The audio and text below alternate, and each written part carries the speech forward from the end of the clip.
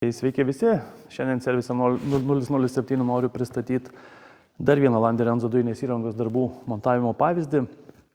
Pas mus Service 007 visą laiką tokie kontrastai, tai arba 3 arba 5 iš eilės 5,7 V8 hemi, arba turim greta pluginą įkraunamą hybridą, čia turim Toyota Priusą hybridą, tai tokie pakankamai dideli kraštutinumai kažkaip gaunasi kartais, bet dėl to tik tai įdomiau gyventi ir dirbti.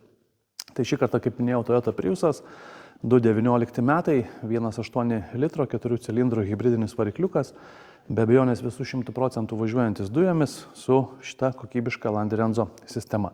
Šį kartą sumontavom Lande Renzo Omega 4 valdymo bloką, tai yra pats mandriausias valdymo blokas, kokį galime pasiūlyti, kartu su Gears dujiniais purkštukais, kurie yra pasislėpę po variklį dengiančių gaubtų.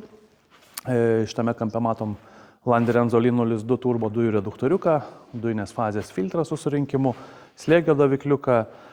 Čia turim išsivedę dujų vožtuvą bei skystos fazės filtrą Lande Renzo, vandens temperatūrinį daviklį, pats valdymo blokas yra štai ten, sulituota viskas patogiai prie benzininio valdymo bloko, tai ten yra geras prieimas, viskas padaroma tvarkingai, gražiai, kaip matot, nuvalyta tvarkingai. Stengiamės sudėti visus tos komponentus taip, kad eitų ir prie oro filtro prieiti, žarnas tas specialiai pravedam tokiais kampais, kad viską būtų galima pakeisti, kiek įmanoma prieiti, nes tos vietos, matot, čia tikrai nėra daug.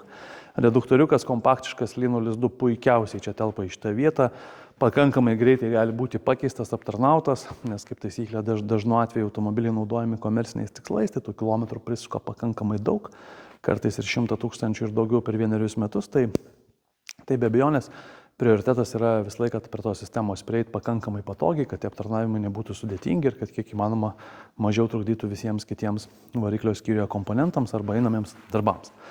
Visi mūsų darbai Service 007, kaip visada, pagal aukščiausius kokybės standartus, tai tie, kas nors kiek supranta, tai puikiai tai mato.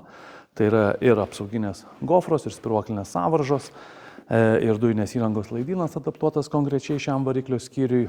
Ką tai reiškia? Tai reiškia, kad yra visi laidai iš principo išardami montavimo pirminiai fazėje, parenkami tinkami jų ilgiai, sudedami tam tikri komponentai ir davikliai į vietas ir jau laidai daromi iki konkrečiai iš tų daviklių, tinkamų ilgių parinkimais, jokių ten tų laidų prikaišėtų, prislapstytų, kažkur pakampėse nepamatysit.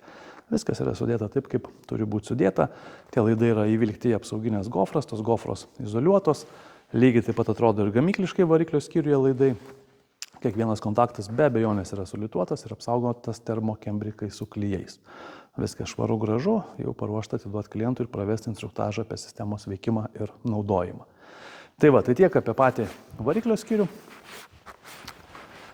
Dujų mygtukas yra sumontuojamas apvalus, gražus, dailus štai šitoje vietoje. Be abejonės lauke padarysiu nuotrauką, nes dabar pakankamai bus sunku matyti.